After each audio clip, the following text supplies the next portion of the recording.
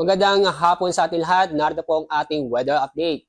Patuloy pong epekto ng northeast monsoon o amihan sa malaking bahagi po ng Luzon, kaya makakaasa pa rin tayo ng malamig na simoy ng hangin sa northern at central Luzon. Samantala, ito pong easterlies ay patuloy po nakakapekto sa lalabing bahagi po ng ating bansa, kaya makakaasa pa rin ng mainit na panahon sa Visayas at ganun din po sa Mindanao. Maganda pong balita, wala po tayong binabantayan o namomonitor na sama ng panahon, low pressure area o bagyo sa dagat Pasipiko, lalo na po sa loob ng ating Philippine Area of Responsibility. At sa ating magiging lagay na panahon bukas, inaasahan po natin ang paglakas ng amihan at makakapekto ang buong Luzon. Kaya bukas, asahan ang maulap na kalangitan na may mga pag-ulan. Kadalasan po may hina hanggang sa katamtamang pag-ulan sa Cagayan Valley. Samantala sa lalabing bahagi po ng Luzon, kasama po ang Metro Manila, asahan po bukas ang maganda at maliwalas na panahon, kung saan makakaranas po tayo ng bahagyang maulap hanggang sa maulap ang kalangitan. Maliban lang po sa mga isolated na mahihinang pag-ulan. At dako tayo sa lalabing bahagi po ng ating bansa. Itong buong Kabisayaan, fair weather po tayo at kung saan makakaranas po tayo ng bahagyang maulap hanggang sa maulap ang kalangitan.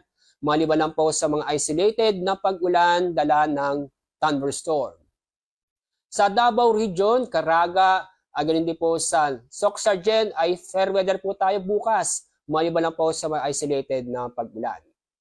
Sa labing bahagi po ng Mindanao, tulad po sa Buanga Peninsula, Northern Mindanao, at sa lalawigan po ng Basilan, Sulu at Tawi-Tawi, bukas po magiging maulap ang kalangitan na may mga kalat-kalat na pag-ulan at thunderstorm.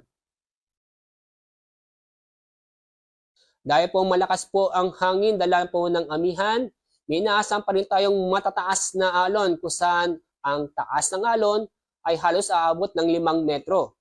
Ang mga baybaying dagat na makakaranas sa matataas ng alon ay sa Batanes, northern coast ng Cagayan, Babuyan Islands at sa northern coast ng Ilocos Norte. Kaya paalala po sa ating mga kabayan na huwag munang pumalaot sa mga nabanggit na lugar dahil po sa ating pong kaligtasan.